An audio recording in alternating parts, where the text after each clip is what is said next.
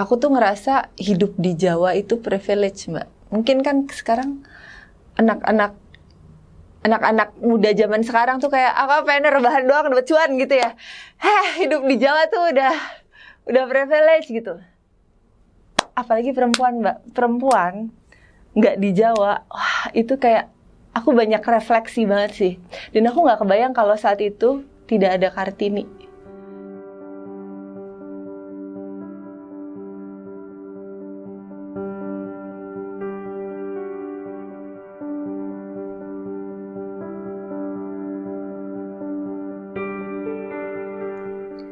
Perempuan dan digital dalam ranah budidaya pertanian semakin menentukan. Namun sayangnya, hasil Sutas 2018 juga memperlihatkan bahwa jumlah petani perempuan mencakup sekitar 1/4 dari total jumlah petani yang sebanyak 34 juta orang. Padahal, apabila aspek kesetaraan gender diperhatikan, pada sektor pertanian dapat mengembangkan perekonomian nasional yang lebih inklusif serta pengentasan kemiskinan. Lalu, bagaimana Asri Sarasvati Iskandar dalam menginisiasi para petani untuk terus berinovasi agar menciptakan produk rempah yang bernilai dan berkualitas tinggi?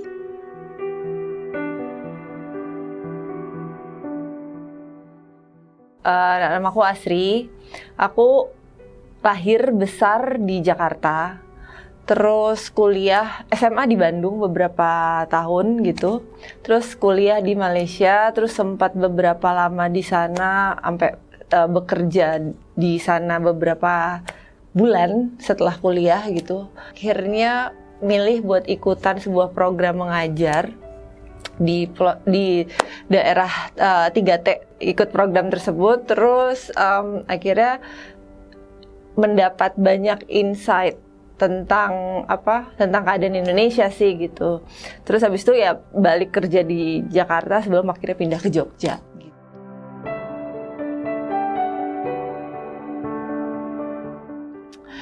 Aku bersama suamiku udah tahun ke-9 berarti pindah ke Jogja, itu bikin namanya Agradaya. Jadi kalau Agradaya itu sebenarnya inisiatif bersama suamiku. Dia adalah sebuah perusahaan yang bergerak di pengembangan herbal dan rempah-rempahnya Indonesia spesifik ya. Jadi kayak rempah-rempah Indonesia itu banyak banget sebenarnya. Bahkan herbalnya banyak banget juga yang nggak kepake, tapi itu sebenarnya bisa bermanfaat gitu. Jadi emang Agradaya specifically di pengembangan rempah dan tanaman biofarmaka gitu. Nah,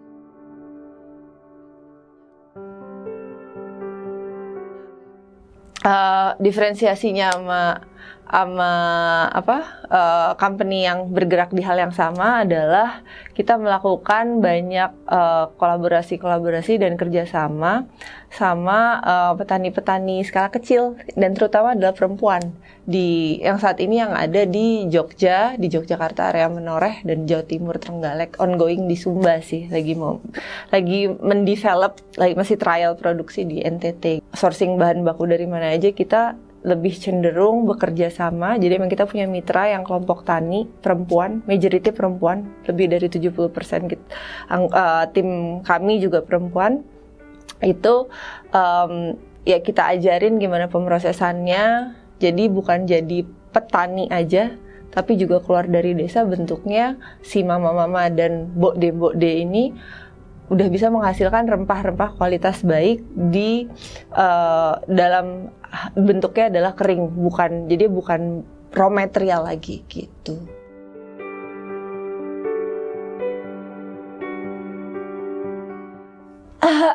Agradaya itu nggak by design sih Mbak sebenarnya. Jadi aku pindah ke Jogja tuh simply karena di Jakarta stres ya. Akhirnya aku mencoba waktu itu, ya kesalahan sih. Di awal Agradaya itu aku nggak ngitung sama sekali. Aku nekat-nekatan aja, kayak resign dari kerjaanku. Jangan dicontoh itu. Resign dari kerjaanku. Terus, ya ngerasa bahwa simply kayak, oke, aku pindah ke sebuah desa di Jogja. Nggak ngitung waktu itu. Padahal kan harusnya kita punya kebutuhan, savingnya harus berapa, itu kan harus dihitung ya semua. Itu dulu nggak ngitung. Aku ngerasa pakai sisa tabunganku di Jakarta.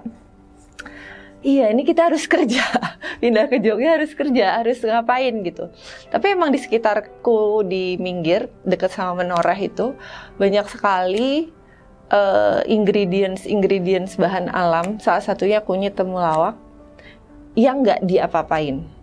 Simply karena harganya murah, Mbak. Nah, at the same time saat itu, suamiku tuh dapat buyer dari Belgia, minta ekstraknya temulawak namanya Santorisol. Aku ngelihat di sini ada potensi yang adalah market tadi si orang-orang luar negeri itu tahun 2015 Mbak nyari ekstraknya Santorisol buat dijadiin suplemen. Jadi dia pakai temulawak buat dijadiin suplemen kesehatan. Tapi di sisi lain ada mbok-de waktu itu kita deket sama salah satu kepala dukuh di salah satu perkampungan di Menoreh sana yang sekarang jadi mitra kami juga. Itu bercerita bahwa di sini tuh temulawak nggak diambil karena harganya Rp800 per kilo. Jadi yo rekoso tok toh Mbak gitu kan kalau manen. Terus aku tuh mikir waktu itu, ini ada kebutuhan, ini ada potensi. Ini masa nggak bisa ketemu sih? Dulu mikirnya gitu kan. Pada akhirnya aku ngerasa di situ emang ada gap namanya pemrosesan ini. Yang waktu itu aku baru ngerasa, oh jangan-jangan ilmu waktu kuliahku bisa dipakai nih di sini gitu. Nah, disitulah aku mengaplikasikan banyak sekali trial error supaya yang ada di petani ini match sama kebutuhan-kebutuhan yang ada di industri, kebutuhan yang ada di market. Dan akhirnya kita memilih buat bikin minuman herba dan rempah-rempah karena simply itu yang bisa dilakukan saat ini. Kalau kayak ekstraksi bahan kimia itu salah satu teknologi yang menurutku cukup advance dan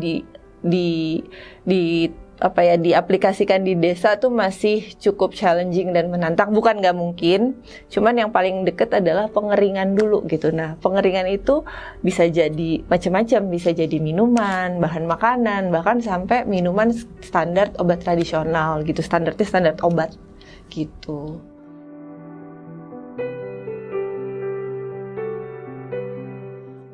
Kita selalu kalau di lini bisnis kami meyakini bahwa end to end-nya itu harus berdaya sama-sama gitu. Jadi kalau end to end itu kan ngeliat ada konsumen, ada si petani. Jadi petani ini jangan dianggap cuma pemenuh kebutuhan bahan baku aja. Tapi kita ngajak bareng-bareng kayak gimana caranya kita belajar sama-sama untuk ngasilin rempah-rempah yang berkualitas, transfer knowledge-nya semua dari kami. Terus kita ajak juga buat nentuin harga bareng-bareng gitu.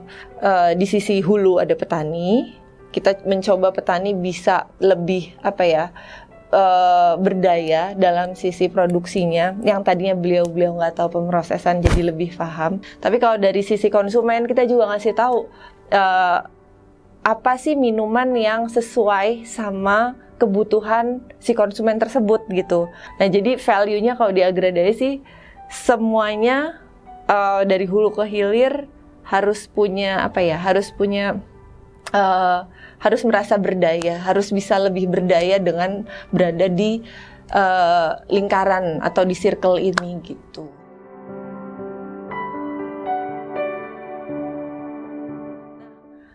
Aku ngerasa memang dari awal pindah 2014-an 2014-2015 itu banyak terbantu sekali dengan era digital ini.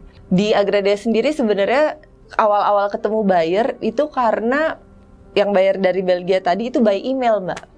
By email dulu belum Instagram nggak kayak sekarang kan, kayak cuma buat post-post doang kan. Kalau dulu post-post foto, itu tuh kebanyakan dari email awalnya. Kita tahu, terus kita pelajari speknya, baru direplikasi di petani gitu.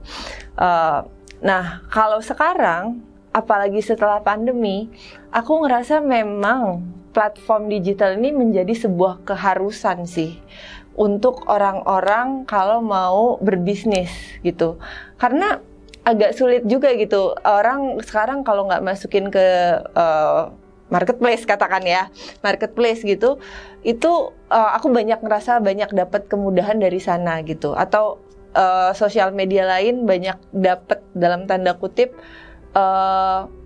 audiens yang akhirnya menjadi penggemarnya Agradaya, padahal tadi kita nggak kenal. Nah orang ngelihat postingan itu, terus akhirnya banyak yang beralih menjadi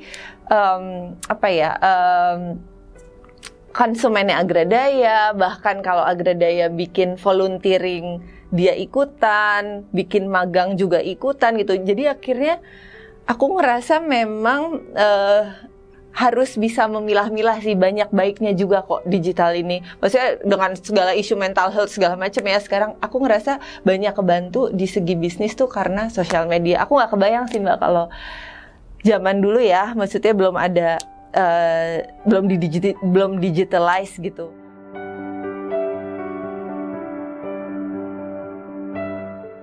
Sebenarnya itu nggak sengaja, sumpah.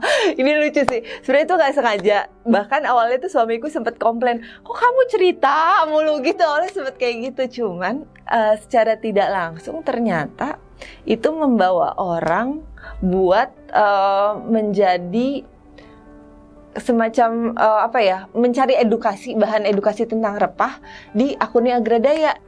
Itu kita mikir, kita mau seperti apa ya dilihatnya. Ada satu titik kita udah berjalan, udah posting, kok kita kayak blog cerita-cerita mulu gitu.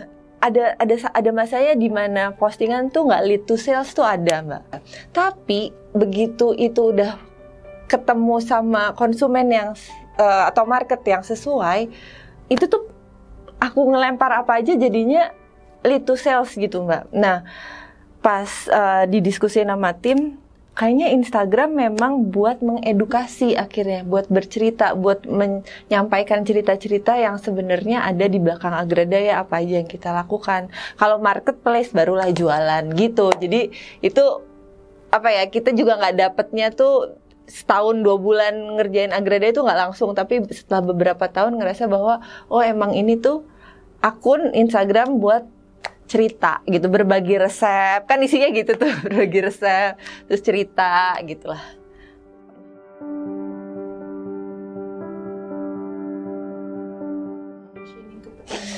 Ternyata cukup PR. Ini contoh, aku ambil contoh kasus, kita mau bikin pengering. Di Indonesia itu petani-petani kalau habis panen, basah, disetor ke tengkulak atau ijon biasanya. Bahkan belum panen udah diijon gitu. Jadi memang teknologi setelah panen itu tidak banyak di Indonesia karena tidak dilakukan oleh si petani sendiri gitu. Nah, ketika menjelaskan rumah pengering ke ibu-ibu kelompok tani, mereka tuh takut Mbak. Karena aku menjelaskannya waktu itu ada rumah yang bisa buat ngeringin, jadi ibu taruh situ aja. Ibu taruh situ aja, terus nanti sampun selesai kalau sudah 5 hari atau 3 hari, ya dibolak-balik aja. Awal-awal tuh resisten Mbak, karena beliau pikir rumah itu adalah sebuah rumah besar yang butuh listrik sekian energi gitu ya, dan uangnya juga cukup mahal, tanggung jawabnya gede. Beliau ini di kelompok tani cukup resisten awalnya gitu untuk mengoperasikan rumah pengering. Padahal itu tadinya rumah pengering itu hibah dari programnya Agradaya, jadi tinggal ngejalanin. Nah, aku waktu itu bingung, kalau ibu-ibu nggak mau pakai rumah pengering nih gimana ya? Padahal terus aku kayak, oke, gimana caranya supaya ibu-ibunya nih mau gitu. Akhirnya aku ajak ke tempatnya, ibu-ibunya kan di Menoreh. Aku ajak ke tempatnya Agradaya, aku liatin rumah pengeringnya, kecil cuma 3x4 gitu. Pas ngelihat beliau langsung, walah Mbak koyok ngene toh gitu. Terus kayak, oh ya kalau gini aja sih nggak apa-apa gitu ya. Akhirnya rupanya memang teknologi ini sebuah alat yang memang bisa membantu, tapi di kepalaku sama kepala ibu-ibu, kalau background kita nih beda, itu akan diterimanya beda. Tapi memang gap ini tuh harus sesuai gitu, harus dikalibrasi dulu gitu.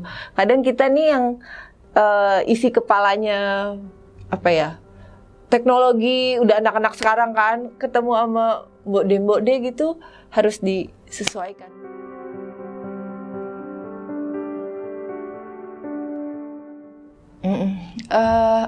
Sebenarnya karena aku perempuan, ketika aku masuk ke desa-desa yang ngerjain karena aku kerjasamanya juga sama perempuan, aku lebih banyak dapat kemudahan ya Mbak, gitu. Maksudnya kalau di grassroots, aku ngerasa di akar rumput gitu, perempuan tuh emang banyak ambil peran. Maksudnya tanpa mengesampingkan laki-laki ya, laki-laki cuma juga punya porsinya sendiri. Cuman kayaknya ketika kita ngelihat kehidupan masyarakat akar rumput, kayak petani gitu, pengrajin gitu, beliau itu bukan cuma bekerja buat dirinya sendiri, tapi juga bekerja buat keluarganya gitu.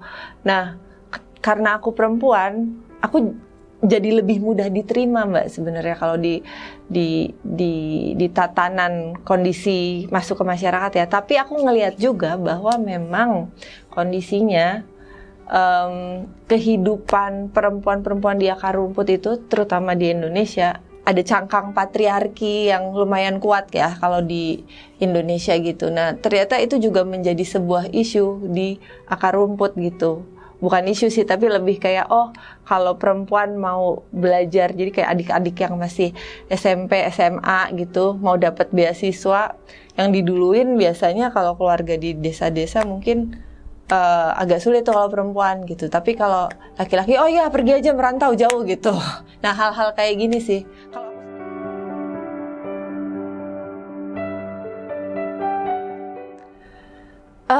aku malah lebih ngelihatnya kalau perempuan sebenarnya itu nggak dibedakan perempuan bekerja dan nggak bekerja, karena dia perempuan pun di rumah tangga dia bekerja gitu. Dan bahkan konteksku ya, kalau di rumah aku sambil ngurus anak nih, sambil tadi kayak meeting ya, kontakan sama salah satu, ada kita mau nyuplai buat salah satu pabrik di Jabodetabek.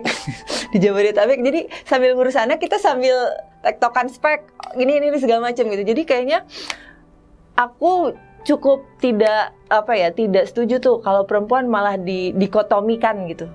Perempuan bekerja dan tidak bekerja, karena pun kalau dia tidak, dalam tanda kutip, tidak bekerja di rumah, dia sebenarnya bekerja gitu. Dia bekerja dan mahal loh gaji buat menyelesaikan kerjaan-kerjaan domestik tuh lumayan banyak kan kerjaannya gitu. Jadi aku sih sangat support dan sangat mendukung perempuan tuh bekerja, dan bekerja di mana aja gitu. Maksudnya bukan hanya untuk kerjaan di luar rumah maupun kerja di rumah tuh ya kita tetap perempuan dan keunikannya masing-masing gitu.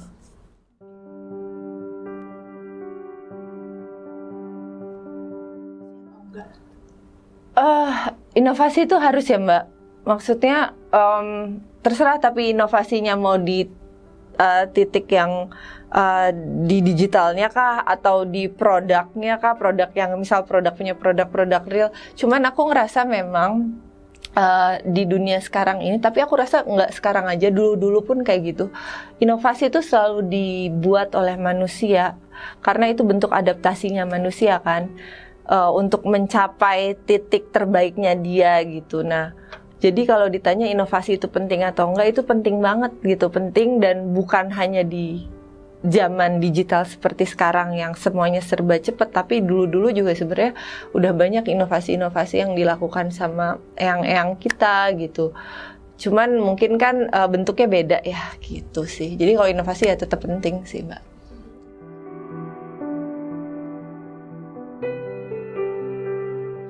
Nah, akhirnya memang aku ngerasa kita ini sebagai ya perempuan, terutama jika kita, aku nggak bisa bilang bahwa aku tuh pintar berteknologi, nggak. Cuman akhirnya harus mau belajar Mbak, sama sesuatu yang baru, adaptif gitu. Nah, digital adalah sesuatu yang baru buatku, dan mau nggak mau aku harus belajar, dan ternyata akhirnya cukup bisa mengembangkan beberapa hal dari dunia digital ini gitu. Dan itu sih yang bikin aku seneng, karena suamiku juga ikutan mensupport. Kalau aku dulu selalu dalam cangkang kenyamanan pakai yang biasa-biasa aja, mungkin juga aku nggak kayak sekarang juga gitu. Maksudnya exposure atau segala macam juga nggak kayak sekarang gitu. Itu kan sebuah respon kan gitu, ada sebuah aksi reaksi gitu. Dan menurutku ya di dunia digital ya harus adaptif tadi gitu, harus cukup mau nggak mau harus belajar. Paling nggak belajar dari yang terdekat sih gitu.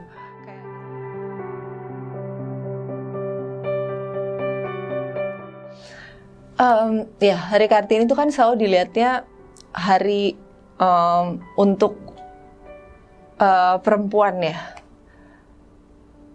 Awal-awal tuh aku sebenarnya ini baru jalan ke Sumba, ada trip di Indonesia Timur gitu, buat bikin pengeringan gitu di sana. Aku banyak intensif bersentuhan sama mama-mama di sana gitu. Kalau teman-teman pernah ke daerah gitu ya, aku tuh ngerasa hidup di Jawa itu privilege, Mbak. Mungkin kan sekarang anak-anak muda zaman sekarang tuh kayak apa pengen rebahan doang dapat cuan gitu ya. Hidup di Jawa tuh udah privilege gitu. Apalagi perempuan, Mbak. Perempuan nggak di Jawa, wah itu kayak aku banyak refleksi banget sih.